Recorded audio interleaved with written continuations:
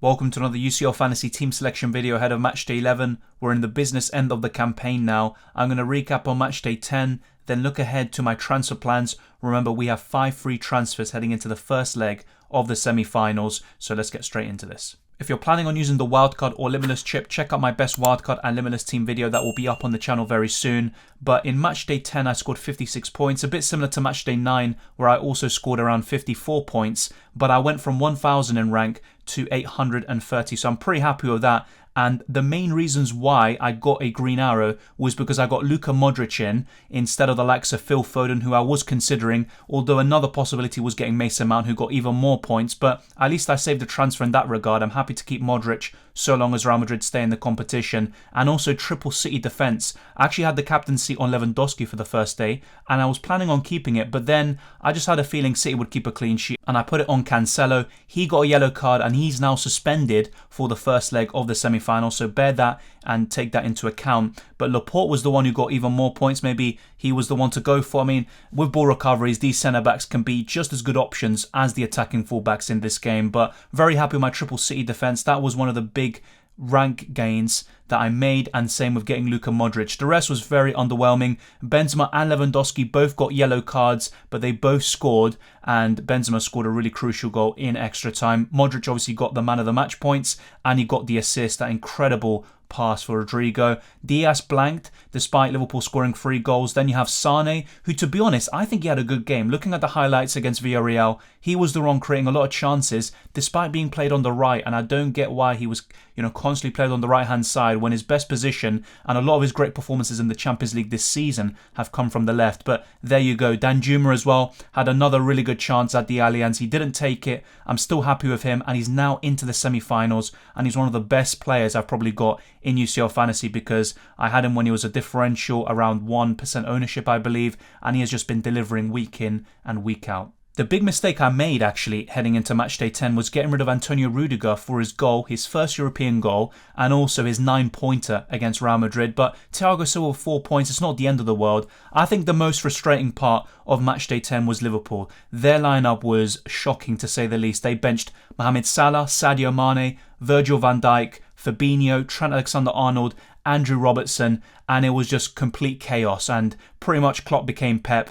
And Pep is actually playing quite a sensible, logical, and also predictable lineup in Champions League. Hopefully, I haven't jinxed it just yet, but we do get the lineups for City versus Real Madrid before the deadline, so we'll know how they're going to line up, and that should be all good. As for Liverpool, they'll play the strongest lineup anyway now against Villarreal, but if they have a really big and comfortable lead, you never know. In the second leg, they might even rotate, which would be very risky, by the way. Villarreal have knocked out giants like Bayern Munich and Juventus in this competition, but that's how my team did in Matchday 10. Let me know how you did, and also in terms of the captaincy. I know a lot of you actually switched the captaincy to Diaz. That's a bit unfortunate. The same goes for Cancelo and also a few other City players, maybe De Bruyne, Mahrez or Sterling, and that made sense, to be fair. Ultimately, though, a very underwhelming week for most of the popular options. Lewandowski is now gone, and that gives you the possibility to downgrade, find money there, and potentially add another premium to your midfield. I'm going to be talking about that in the transfer section,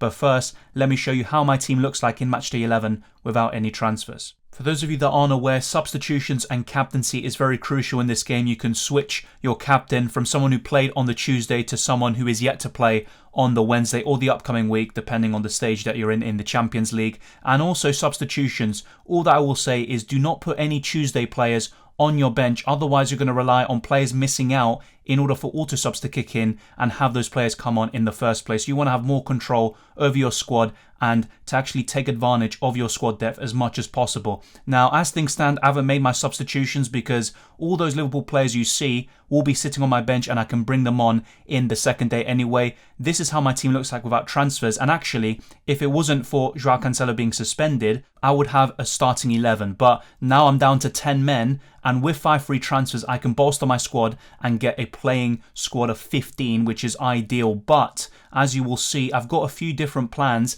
and one of them involves a budget striker, and therefore he will be pure bench fodder, and the only reason he's in it is to facilitate the other moves. But right now, Benzema is my captain, and unless I bring in the likes of De Bruyne or any other City players, I think I'll be keeping on him as things stand. And to be honest, with the form he's in, I think he's a pretty sensible captain. But I do have triple City, or at least now 2 City defensive coverage, so that is a bit of a clash, but it's going to happen now in the semi-finals, and you want to have kind of a balance between all of these teams. Although in my opinion, Liverpool will be through to the final, and therefore I'm going to go really heavy on their team. Obviously, for those of you that end up going for a lot of Villarreal players and they go through, that could be the way to go, but that's the way I'm going to play it personally.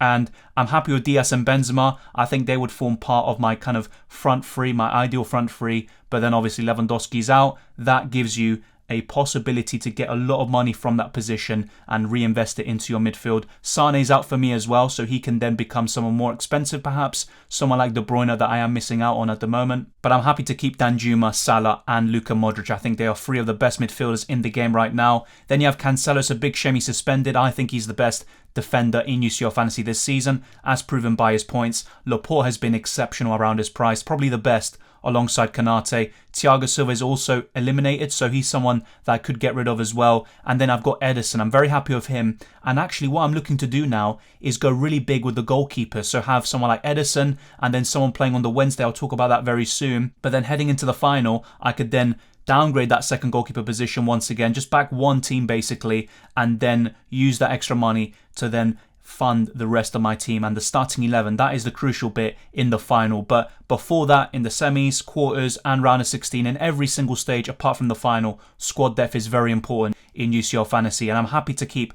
all of these Liverpool players, although Fabinho might be making way actually, and I'll talk about this now in the transfer section. What I'm considering at the moment is to downgrade Lewandowski to a pure bench fodder option like Nicholas, who would definitely not be my captain by the way, and that will give me enough money to get Kevin De Bruyne in for Leroy Sané and Sadio Mane for Fabinho. And I would have to make that move because you can only have 6 players from one team, so I couldn't have Fabinho and also add Sadio Mane without getting rid of Salah, for example. So I'd be very happy with this midfield, and I would get John Stones in for Cancelo. Ideally it would be for Thiago Silva, but I wouldn't be able to afford it even with these other moves. And also Alisson will be coming in for Villar, so that's a huge upgrade, and I've got the 2 best goalkeepers in the entire game.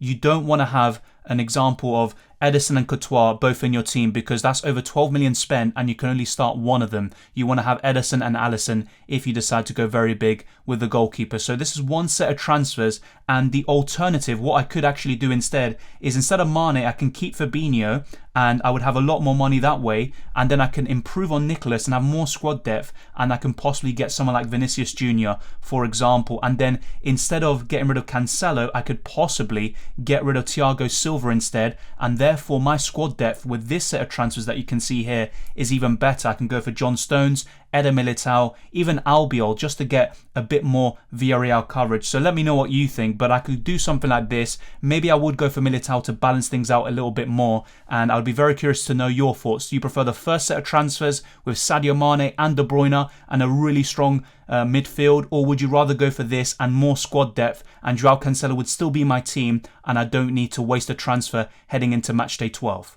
In terms of the captaincy, I would keep it very simple. I think De Bruyne or Karim Benzema would be my captain on the first day. I wouldn't look elsewhere, to be quite frank. And then on the second day, that's where it's a bit tougher maybe with the likes of Sadio Mane and Salah if I decide to go that route. But I think I would just go for Mohamed Salah, a 19-point return in FPL, which actually really helped me, as you can see in my team selection video for Game Week 34. So check that out as well. But that's how my captaincy plans would actually go about. In terms of the bench, I would just have Liverpool players there. So Alisson, whether it's Fabinho or Mane, Trent and Robertson, and then I can bring them on when needed. But that's kind of my transfer plans, my substitutions, and what I'm looking to do.